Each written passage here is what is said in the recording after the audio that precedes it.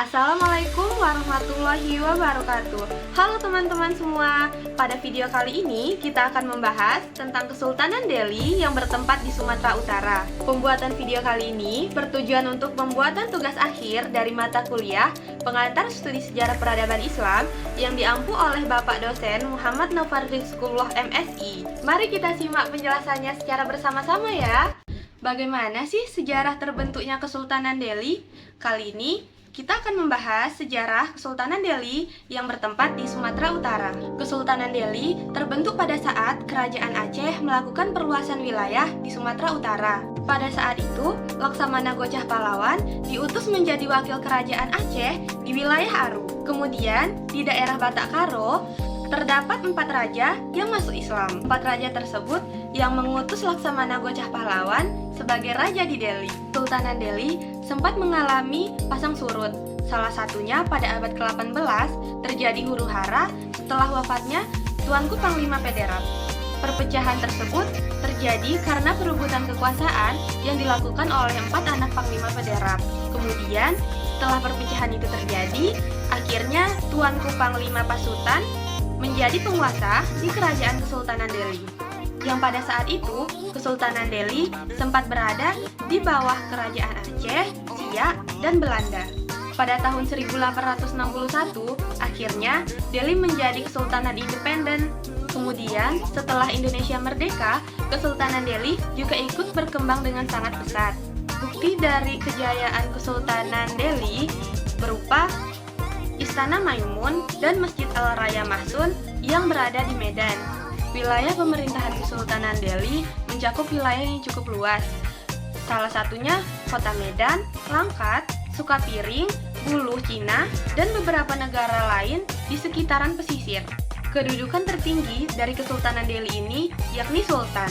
Dalam menjalankan tugasnya, Sultan tidak hanya berfungsi sebagai kepala pemerintahan, namun juga berperan sebagai kepala urusan agama Islam dan adat Melayu. Tradisi Delhi Junjung merupakan tradisi yang terdapat pada Kesultanan Delhi. Tradisi ini dilakukan pada saat perayaan Hari Raya Idul Fitri sebagai bukti penghancuran sembah yang dilakukan kepada Sultan Delhi oleh perangkat adat, perangkat keluarga, imam masjid, dan masyarakat, khususnya dilakukan oleh kaum pria. Tradisi Junjung Duli ini menggunakan konsep Melayu dengan sangat kental. Bahkan, Sultan menggunakan pakaian kerajaan khas Kesultanan Delhi. Itulah Kesultanan Delhi, yakni salah satu kerajaan Islam yang masih ada dan menarik untuk dikunjungi saat berada di kota Medan. Pemerintahan Kesultanan Delhi merupakan bagian dari Federasi Kedatukan Sungkan, di mana federasinya ini sendiri bersifat logam dan diambil dari pepatah yang mengatakan Raja datang, orang besar pun menanti. Tuanku Panglima Gocah merupakan raja pertama dari Kesultanan Delhi yang ditunjuk langsung oleh Sultan Aceh, yang merupakan ditunjuk dan diangkatnya dia menjadi seorang sultan di Kesultanan Delhi untuk menjadi wakil di bagian Sumatera Timur, lebih tepatnya di Tanah Delhi. Kemudian, raja selanjutnya ditunjuk langsung oleh Datuk Sultan. Raja selanjutnya atau Raja Delhi yang kedua bernama Panglima Parunggit. Ia menjadi seorang raja di Tanah Delhi pada saat Delhi telah memproklamasikan dirinya telah lepas dari Kesultanan Aceh pada tahun 1669 dan mengikuti jejak-jejak di negeri pesisir serta melakukan hubungan perdagangan dengan VOC di Malaka.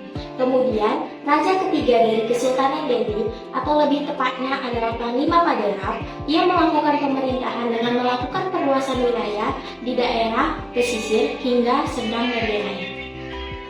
Menurut John Anderson, pada tahun 1823 yang telah melakukan perjalanan ke Tanah Delhi, ia mengatakan bahwa Sultan Amaluddin Pangeran adalah sultan yang pertama kali atau raja yang pertama kali di Tanah Delhi yang telah mendapatkan gelar sultan setelah ditaklukkannya Kesultanan Siak pada tahun 1814.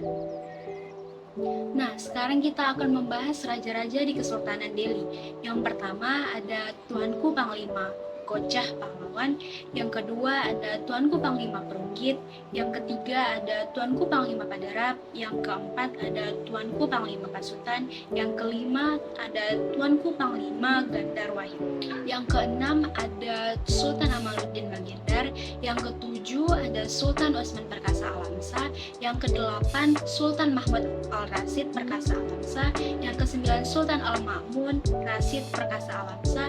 Yang ke-10 Sultan Amaluddin Al-Sani Perkasa Alamsha. Yang ke-11 ada Sultan Utsmani Al-Sani Perkasa Alamsha. Yang ke-12 Sultan Azmi Perkasa Alam Al-Haz. Yang ke-13 Sultan Utsmani Mahmud Perkasa Alam. Dan ke-14 Sultan Mahmud Lamanjiji Perkasa Alam. Ini adalah beberapa gambaran dari raja-raja Kesultanan Delhi.